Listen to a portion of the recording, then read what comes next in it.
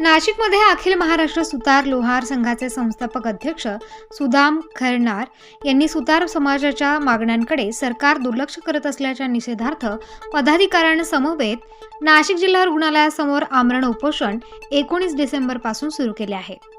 उपोषणाचा चौथा दिवस असल्याने खासदार हेमंत गोडसे तसेच नाशिकचे हृदयरोग तज्ज्ञ डॉक्टर अनिरुद्ध धर्माधिकारी यांनी उपोषणस्थळी भेट दिली। खासदार हेमंत गोडसे यांनी अखिल महाराष्ट्र सुतार लोहार संघाचे संस्थापक अध्यक्ष सुदाम खैरनार यांच्याशी संवाद साधून सुतार समाजाच्या मागण्या ऐकून घेतल्या। सुतार समाजाला भटक्या जमातीमध्ये समाविष्ट करणे, विश्वकर्मा विकास महामंडळाची निर्मिती करणे, राज्यामध्ये प्रत्येक जिल्ह्याच्या ठिकाणी सुतार लोहार समाजाच्या विद्यार्थ्यांसाठी वसतिगृह निर्मिती करणे अशा अनेक मागण्या पूर्ण न झाल्यास या उपोषण काळात कोणाचा बळी गेला तर त्यास संपूर्ण महाराष्ट्र शासन जबाबदार राहील असे अखिल भारतीय महाराष्ट्र सुतार लोहार संघाचे संस्थापक अध्यक्ष सुदाम खैरनार यांनी सांगितले। या आमरण उपोषणात सर्वश्री कैलास मोरे, बळवंत शिंदे, बबनराव पवार, सुदाम खारकर, जयवंतराव गाडेकर, दानासाहेब खैरनार, किरण सूर्यवंशी, देवदास देवरे, पद्माकर भालेराव आदी सहभागी झाले होते।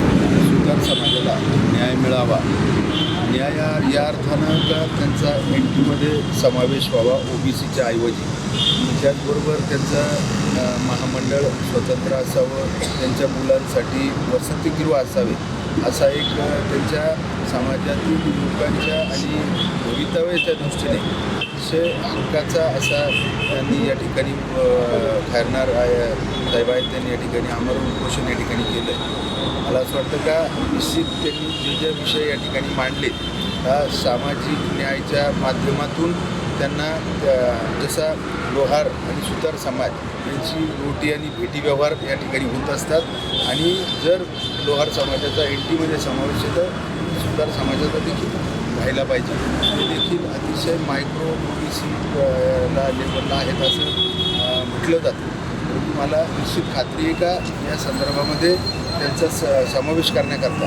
आम्ही देखील तातडीनं लोकसभा सदस्य म्हणून आपण येणाऱ्या काही काळामध्ये संबंधित मंत्री आणि मंत्री तर CM साहेबच, परंतु संबंधित प्रशासकीय अधिकारी जे सामाजिक न्यायाचे सचिव असतील किंवा इतर संबंधित अधिकारी असतील त्यांच्या कानावरती तो विषय टाकून त्याला एनटीमध्ये कसा समावेश होऊ शकतो सुतार समाजाचा यासाठी आपण प्रयत्न करू। आणि दुसरा जो विषय आहे महामंडळांसंदर्भात तर मला असं वाटतं का एनटीमध्ये समावेश झाल्यानंतर कुठल्या तरी महामंडळाच्या याच्यामध्ये त्यांना येतील आणि त्याचबरोबर वसतिगृहाची मागणी अशी अतिशय तिन्ही पण ज्या मागण्या आहेत त्या आपल्या येणाऱ्या पिढीच्या भवितव्यासाठी अतिशय महत्त्वाचे आहेत। निश्चित आपण त्यामध्ये लक्ष घालून तो मार्गी लावण्यासाठी प्रयत्न करणार आहोत।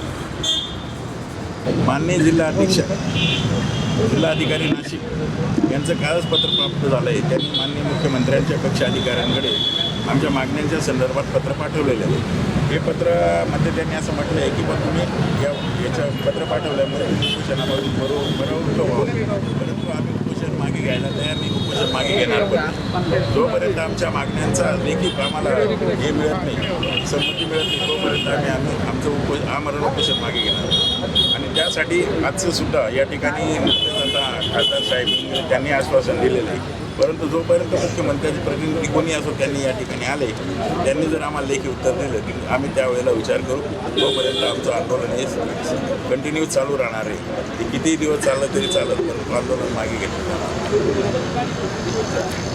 आमच्यासाठी भटक्या जातीमध्ये समाविष्ट करण्यात यावं, विश्वकर्मी आर्थिक विकास महामंडळाची निर्मिती करण्यात यावी, महाराष्ट्रात प्रत्येक जिल्ह्याच्या ठिकाणी सुतार समाजाच्या विद्यार्थ्यांसाठी शासकीय वसतिगृह निर्माण करण्यात यावी अशा पद्धतीने आमच्या मागण्या आहेत आणि या मागण्यासाठी आम्ही आमरण यावेळी डॉक्टर अनिरुद्ध धर्माधिकारी, जयप्रकाश कुंवर, सुदाम खारकर, नानासाहेब खैरनार, रमेश गाडेकर, रमेश जाधव, राजाभाऊ शिरसाट, शरद शिरसाट, संजय मोरे, रमेश आहेर, लक्ष्मण आहेर, शांताराम पगार, अशोक सूर्यवंशी, सुनील क्षीरसागर, अशोक पगारे तसेच इतर पदाधिकारी उपस्थित होते।